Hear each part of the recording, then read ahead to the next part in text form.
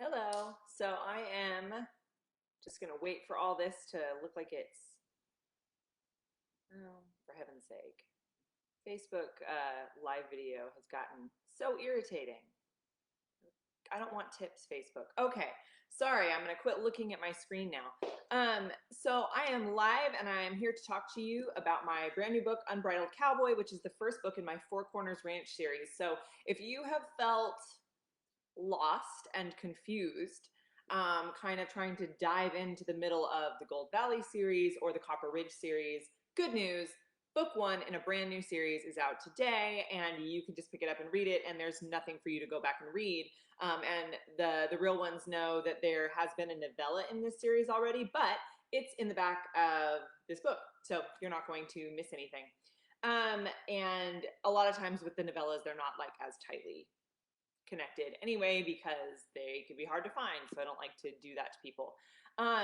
So I'm super excited that this book is out. It just feels like it's been a long time coming. I feel like I've been talking about this series for a really long time, and I want to talk to you about like how this is the same as my other books and how it's kind of different and a little bit fun and where the idea came from and what you can expect.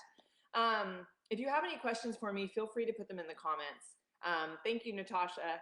And I'm going to try to monitor them and do my best to ignore the spam comments as they pop up. Bear with me, guys. I think everybody now knows that that's a thing and it happens. So the Four Corners Ranch series came up as an idea when a couple of years ago I was starting a new contract and we were having the discussion of what I was going to write. And so, it was, do I want to continue on with Gold Valley? Do I want to start something totally new, or did I want to go back to Copper Ridge? And so I know that with my readers, there has been like a big appetite to go back to Copper Ridge. And I came up with an idea that I feel like is kind of the best of both worlds. And I'm excited about that. So the idea for this came about because I thought, I was trying to think about like, how do I make a new small town and how do I make it different and how do I make it kind of what you expect and what you want and all of that. And I started looking up ranch spreads in Oregon to see like what the biggest ranch spread is in Oregon. And now I'm going to mess up. I'm going to get, I think that I said the Copper Ridge is 40,000, or not Copper Ridge. Four Corners is 40,000 acres. Don't quote me because now it's deserted my head. But either way, what basically my idea was that it's this ranch that's basically 8 square miles. It's massive. It's owned by 4 families. So there's kind of 4 distinct ranches, but they operate in co-op, which I thought would be really fun because there's so many opportunities for like long family history and rivalries and kind of forbidden romance and things like that when you have these families that have been on the ranch for generations. And so in Four Corners, you have the Garretts, which is who I'm opening with because you guys know the Garretts, those of you who have been with me, and this is the Copper Ridge link. So we have the Garretts, the McLeods, the Sullivans, and the Kings. And so the Garretts are the first family on deck. You get a lot of the McLeods in this book too because Hunter McLeod is Sawyer's best friend. Obviously, they have a younger sister called Elsie. And for those of you who know me, you know where that's going. But the first book, Unbridled Cowboy, is about Sawyer Garrett. He's the oldest brother, and he's cousins with Eli, Connor, and Kate. And he lives a couple hours inland in the small town of Pyrite Falls, where you have Four Corners Ranch. Fun fact, I started writing the series with the town called Prospect, and I was borrowing some things from Prospect. But that is a real place in Oregon, and it is nowhere near where this like made up place would be. And as much as I thought it would be fun to keep the name just because I liked it, I knew that I was going to get letters and people would tell me again that they don't believe I live in Oregon. So I decided to change the name to Pyrite Falls because I thought that was kind of a fun nod to Copper Ridge and Gold Valley, keep the metals going. So Sawyer Garrett is kind of a hard-headed, taciturn cowboy. He, as with many of my characters, didn't have the best like parental figures in his life. Wolf and Elsie are actually his half siblings because their dad just could not keep a wife. And the only good marriage that he ever saw was between his grandparents. And it wasn't his biological grandmother who had left, it was his grandfather's second wife, who he had found by placing an ad looking for a wife. And so Sawyer believes really firmly that that is actually the way to make a lasting marriage, to not be led by passion, but to be sort of bonded by having the same ideals and the same goals. And so when he ends up unexpectedly a single father, and the woman he's had the child with doesn't want to have a baby, he decides to find a wife to keep his child from ever feeling unwanted or abandoned. And so he places an ad online, because he's techie like that, to find a wife. And that ad goes viral, and it's like getting featured on all these websites. And at the same time, across the country in Manhattan and New York City, our heroine Evelyn has just come into the high-rise office where she works with her best friends. She's like on top of the world. I don't know if you guys have seen The Home Edit on Netflix, but I had just binge watched it when I started writing this book, and I decided that Evelyn has an organizing empire, and they've become a big thing. They like organize celebrities' houses, and they've gotten really big and famous, and they have like lines of merchandise and all of these things. And so she's like on a career high. She started this business with her best friends, and she walks into her friend's office and finds her with Evelyn's fiance. And so in one moment, Evelyn loses her fiance, her best friend, and really her business is compromised because she works with her friend who betrayed her, and her other friend knew about it and didn't tell her. And so she just feels like she has nothing left for her. She was getting married. She'd been with her fiance for 10 years, and she really was ready to take that next step in her life. She's got her career in order. She wants to get married. She wants to have kids. And now that has like fallen apart. She had this 9-year investment in a relationship, and she felt like she knew him. And then while she's sitting at home kind of crying and watching Hallmark movies, she is surfing the internet and runs across an ad for a cowboy looking for a wife in Oregon. She's never been to Oregon, and she has never lived in a small town. She has no idea what she's getting herself into, but they end up exchanging messages, and then they talk on the phone, and then she decides to come out to Oregon and meet him and meet the baby. She instantly falls in love with the baby, and much to Sawyer's chagrin, they have an absolutely instant kind of physical attraction to each other, him and Evelyn do. And he wants so badly to kind of make this be a rational decision. And so he's really determined to take it slow and like, you know, make sure that he is not going to marry someone who's going to leave. And so a lot of the book is them kind of, you know, they both wanted something maybe a little bit logical, and that's not what they got. They have, they challenge each other, they dig into each other's issues, and they really fall in love with each other kind of in spite of themselves. And it's a lot of Evelyn getting used to living in the country and them kind of dealing with their big feelings and an adorable baby that he calls Bug.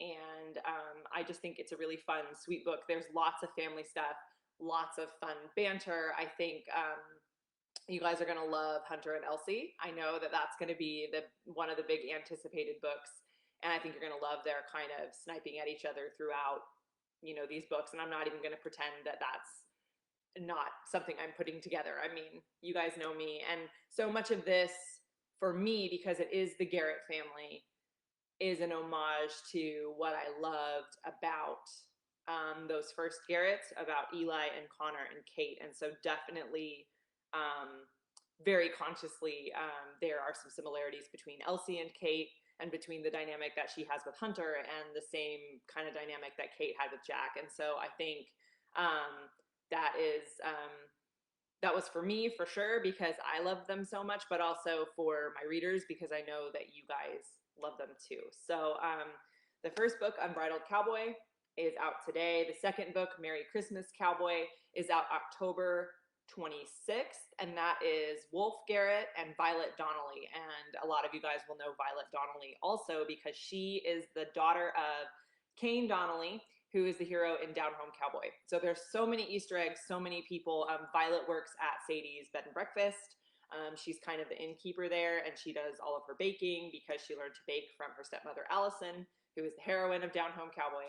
And she and Wolf meet, and I had so much fun with that book because getting to getting to write a story where one of my former heroes has to contend with his daughter falling in love with a cowboy who is and dealing with the fact that she is now kind of having a romance the way that he did, and having Allison be kind of, you know, a tempering kind of influence on Kane as he works to not murder Wolf. And by the way, he's not impressed that Violet has fallen in love with a man named Wolf.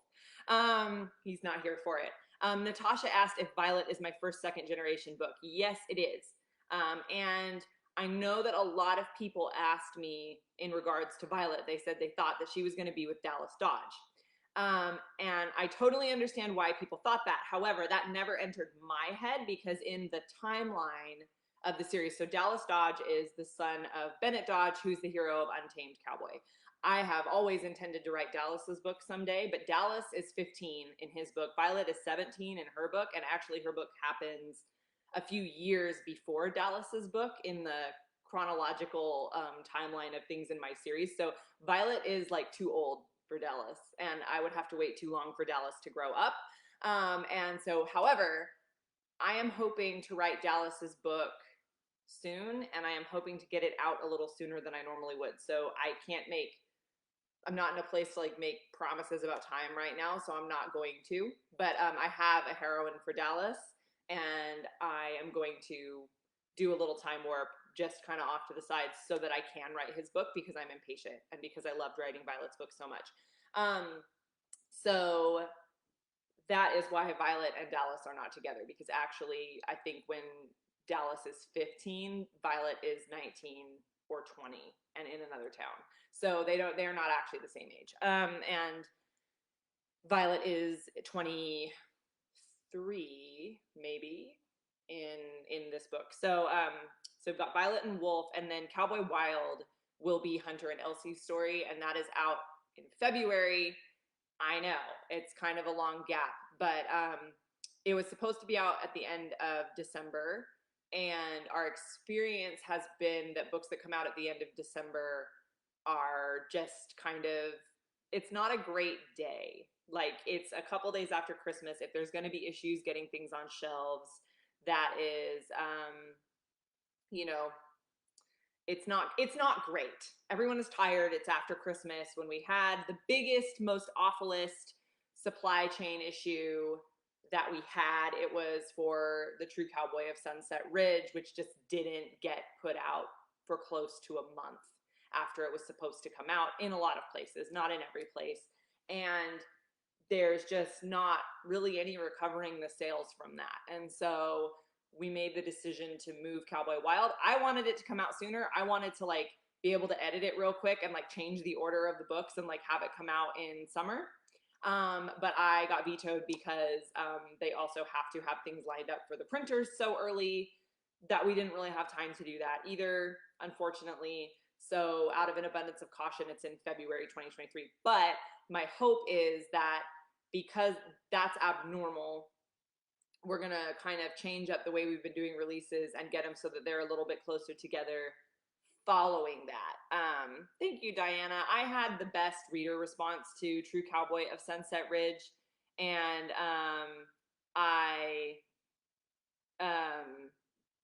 you know, and so I really don't want another book to kind of fall through the cracks like that, because that is kind of what happened. It just kind of like, it didn't really get on the shelves, and then it didn't get to have, you know, kind of a, it didn't get to have the release that I wanted. So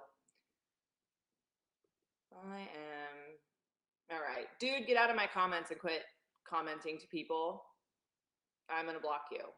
And I don't know how to do that while I'm live, but I'm going to. So, that is kind of the story with the releases coming up.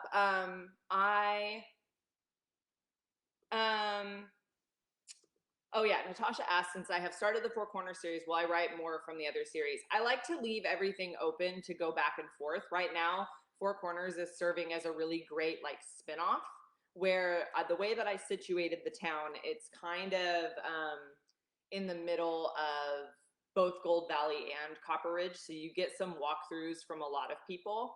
And it is kind of an open door, but also a fresh starting point for people who haven't read my books yet. And so, yeah, I mean, I am always open to going back. Right now, I'm moving through Four Corners, and there's going to be quite a few books in that series because there are four families and there are a lot of characters. There's some crossover, like some of them end up with each other, but there is, there's a little bit of yeah, so there's like a lot of back and forth between, like, I'm trying to remember, I know they go to Gold Valley in a book too, and they see Sammy. Everybody's always buying engagement rings from Sammy in her little store now that she has. So you always get like little peeks here and there, and like they kind of talk about each other and kind of know each other because they're like the ranchers, in the area. And so it's really fun, and I'm always, I'm always like looking for ways to bring in old characters just because I like it, but also like being aware that people need places that they can jump into my books because they get overwhelmed and they don't want to start at book 10. Thank you, Diana. I'm glad you enjoy the TikToks. Those are so silly. I am on TikTok. I am silly on TikTok. And it is just, I don't know that I'm very good at like advertising my stuff there. I'm just kind of being a dork and enjoying it. It kind of reminds me of being in high school. So, but speaking of, so Unbridled Cowboy, like I said, is on shelves now. Super, super glad. And I don't really want to like make this video about this, and I don't really want to like I didn't want to post this because I didn't want it to be confusing, but The Lost and Found Girl, which is my upcoming women's fiction that is also like a romance and a mystery, has been pushed to July 26th. The reason is that the paper is at the mill. So there are a few of us who had books coming out June 28th that they do not have paper for. And so we are getting pushed like different dates. Everybody gets different dates. I got pushed to the end of July. And a lot of that is to make sure that it still gets the same shelf space the same shelf space it was gonna get. So it had to move to a date where it could still go out at Walmart because we worked really, really hard to make this book a book that Walmart wanted. It's been through 3 different covers, 3 different titles, and we had to shuffle it. It went through a lot to basically have Walmart go, yes, we want that book. It was like tough, and now it's like still not coming out. So I didn't want to confuse anything. Nothing bad is going on with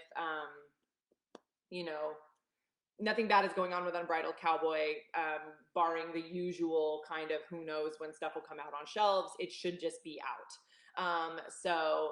Yeah, Diana, I'm trying to be optimistic about this and just not worry about it. It gives a lot of space and time for people to read Unbridled Cowboy, to catch up on anything that they haven't read. If you want to jump in and read Confessions from the Quilting Circle or read Secrets from a Happy Marriage and kind of see what my women's fiction is about, those are available in mass market now, so they're cheaper than they were when they first came out. And now you have a bigger break between books where you can kind of explore that, and hopefully we can just talk a little bit more about this and get people excited about it. And I have a little bit more space between that and the Cowboy book.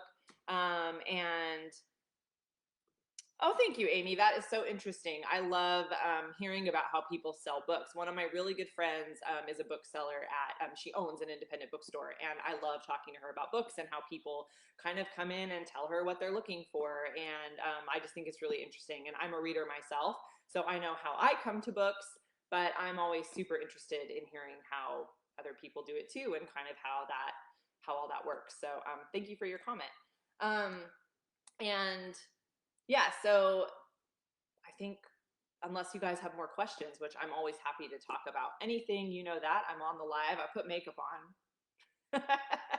If you follow me on TikTok, that is not a prerequisite for a short video. My series of TikToks is a great example of how hair and makeup can really change how you look, because I don't bother with that over there every time. So I feel like I look like a different person every third video. But I have to, because they're just supposed to be fun and funny and short, I don't want to spend a lot of time on it. So if I have an idea and I made myself laugh, then I'm going to do it. And I'm not going to worry about whether or not my hair is clean. And it's usually not, spoiler, especially this week, because it has been like, I have been chained to my desk revising a book that I wrote that's coming out next year that is like a women's fiction mystery thriller. Kara asks if I'm working on my next Jasper Creek book yet. We will start working on that in the end of June. So that one is tentatively titled Comeback Cowboy, and I don't know if the title will change. But super excited to team up with Nicole and Jackie and Caitlin/Megan again to write another anthology. So we do have a third one coming, and this one is about these girls who were actually enemies when they were kids, who were all at a camp for troubled youth, that they are going back now as kind of successful adults to serve at and kind of give back. And they encounter these, men who are now cowboys who they knew back then. Really fun and kind of a different way to do it, because we've done best friends, we've done cousins, and we've done sisters. And so we thought they have to have not liked each other so that we can get a little bit of a different jumping off point. And so, we're looking for ways to make sure that there are cute animals in the book, because I know that in Sweet Home Cowboy, which if you guys have not gotten Sweet Home Cowboy yet, I think it's my favorite one in the series. And I'm not gonna lie, I think it's because I love Nicole's heroine so much. Teddy is like the cutest heroine in the world, and she has chickens and she makes sweaters for them. And Teddy and her chickens have been a huge reader favorite. And I was like, I don't know what to tell you, Nicole. I think you need to keep writing chickens in your books because everybody loved them. So so we're looking for ways to get cute animals in there. We love a cute animal, and apparently so does everyone else. Yes. Oh man, Cluck Norris and Henrietta. I forgot the other one's name. Oh, that's sad. I'm not like, I need more coffee. I've only had half a cup of coffee. I basically rolled out of bed and started doing release things. So I'm trying to caffeinate as I go. Because I got a bug. Because this is what happens. Because the weather is nice. And I really love to throw myself into new. So I knit all the time, but I love to throw myself into new things. And I just decided to like redecorate my family room. And now I want to like upcycle some old furniture. So I want to repaint old furniture, which I have never done. So I'm obsessing about going to the craft store to get some sanding equipment and to get some good spray paint. And then I am also trying to decide if I'm going to drag out my sewing machine and try to sew, obviously because I'm in the middle of knitting a super long sweater that I'm not going to finish for months, because I'm trying to knit a duster that goes like all the way down past my knees, and it's taking forever. And I don't like sewing, but I have a sewing machine and I do kind of know how to sew. And every couple of years I think, oh, but like, what if I could make that? Which like, I was just saying, I was actually just saying this to Nicole Helm. I was like, I think my family crest would say, I think I could make that. My dad made my desk that I'm sitting at right now. Like, I wish that I could turn the screen so that I could show you. It's a big like corner desk and it's beautiful. And he made that just in his shop. He also welds. He's teaching my 16-year-old son how to weld. And he made like a custom trailer that looks like a real like teardrop trailer you could buy off the lot. So I got that from my dad. It's like, well, I could make that. So I'm like in full, like I want to escape to the craft store mode. I'm going to read this comment because it's really interesting, from Amy, because she's a bookseller at Barnes and Noble. And she's kind of talking about the book selling process. It really does make it easy to sell, and I refer customers to Facebook pages and websites all the time. I've had customers come back and thank me for sending them to the author's pages because they found so many new old books from their favorite authors. That is so awesome, Amy. I love the way that you're like so engaged in the kind of process, and it makes it feel like there's value in putting things on social media, because I know that like for me, sometimes I wonder that, and it can be a lot of work to kind of put things on social media. But what I love most is to like hop on and talk about books. I love to talk about the process of writing them and like why, like, because that's what excites me.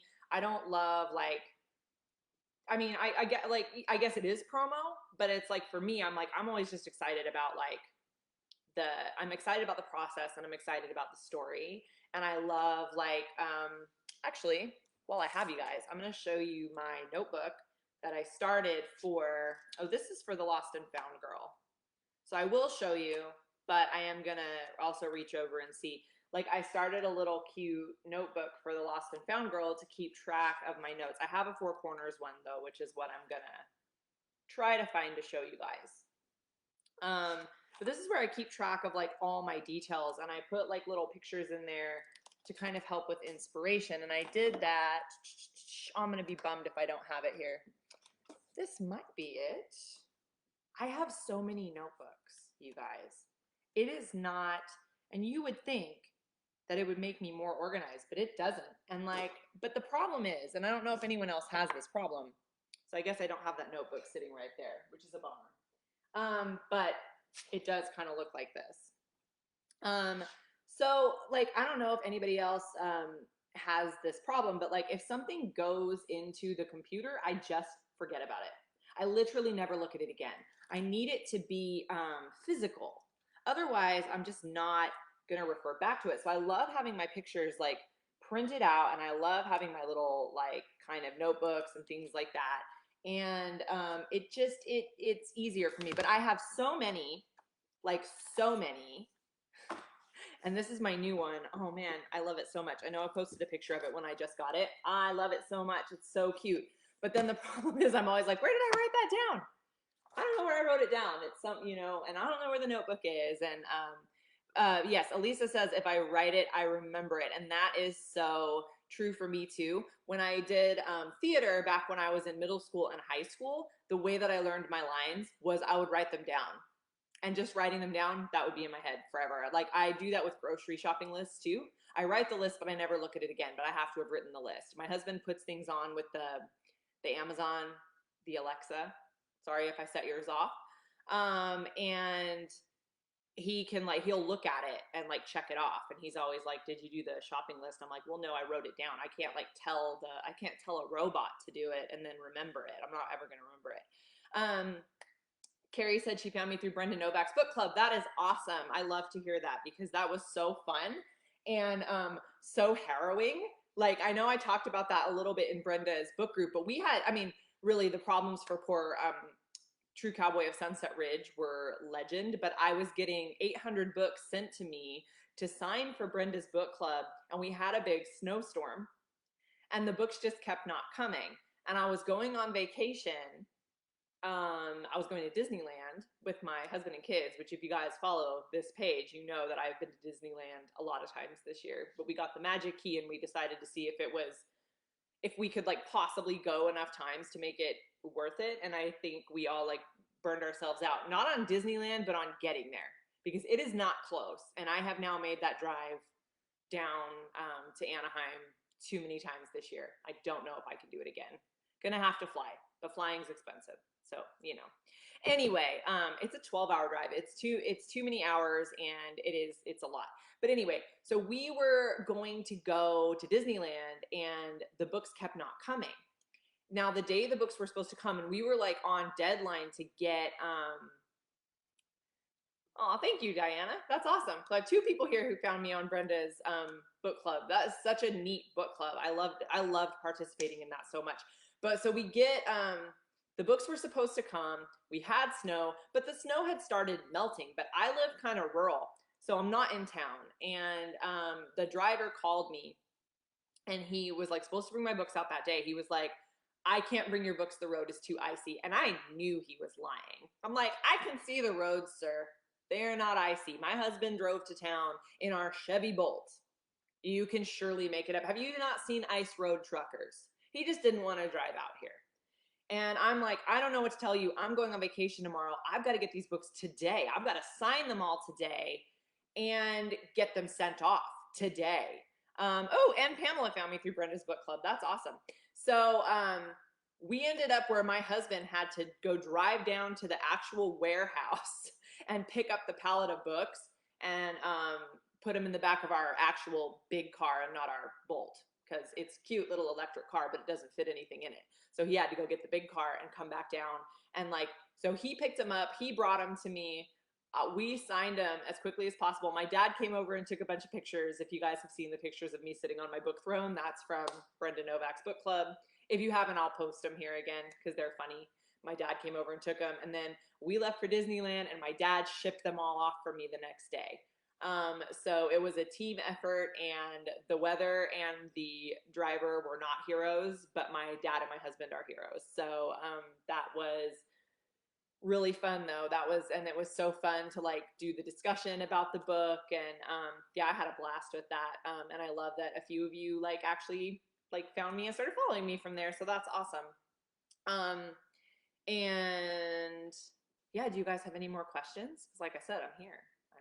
So I was trying to think if I had anything interesting to say in the meantime. I'm just staring at all the notebooks that I pulled out. Yes, they are, Elisa. She said dads are the best. They really are. And my dad is awesome. I posted a really funny video of my dad.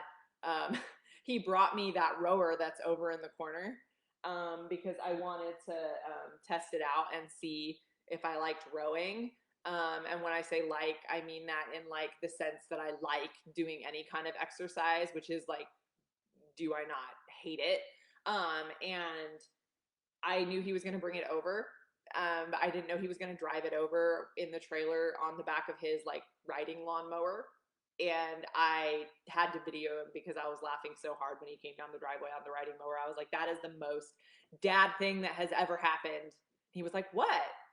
I didn't need to like drive my truck. And I was like, okay. That was hilarious. Like it's pretty country around here.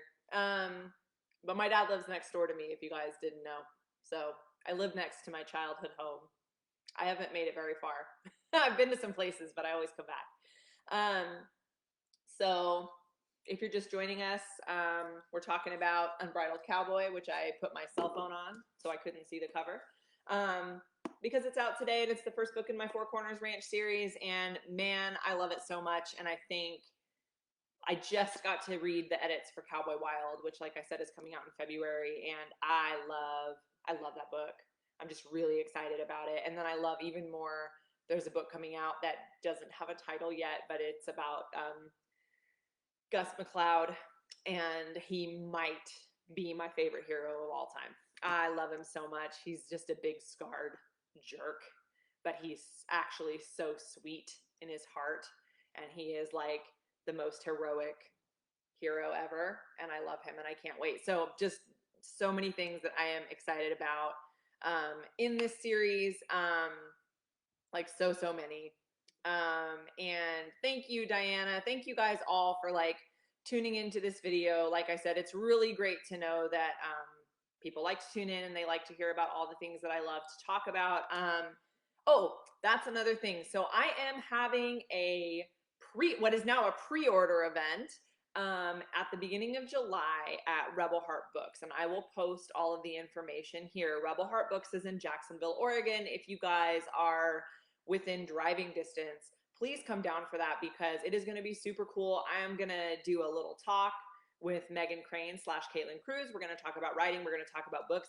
There are going to be tote bags with books in them to give away to the first 20 people who come to that. And it is going to be so fun. And we are going to stream it on Facebook for those of you who cannot come. And we are going to be giving away a couple of tote bags to people on Facebook. So more on that coming up, and there will be more on the Lost and Found Girl coming up when we get closer to that brand new pub date, which is now the end of July. But like I said, that gives you lots of time to read some of my other books, including this brand new one, because now there's a bigger gap between the releases, and it gives you a little time to save your pennies if you wanted to buy the Lost and Found Girl, because it is a trade and it is a little bit more expensive. So that's what's happening with me. I hope that you guys have an easy time finding Unbridled Cowboy in Walmart. It is not in Target. I'm sorry. I don't know why they don't seem to like picking up the cowboy books right now. I wish that they would. I know that lots of you go in and buy them, but it's been a minute since they have had the cowboy books of mine in store. I know. I'm such a big Target fan, and it makes me sad. But Walmart, Fred Meyer, all the usual places, hopefully you can find it and hopefully it trickles out on time. So have a great day, guys. I am going to go to Joann Fabrics and see if I am actually going to try to sew, but I am definitely going to try to repaint some furniture. And that sounds like a great way to spend a release day to me. And if I actually get any of that done in the next few days, I'll be sure to post pictures. So thank you so much for tuning in, and I'll talk to you again soon. Bye.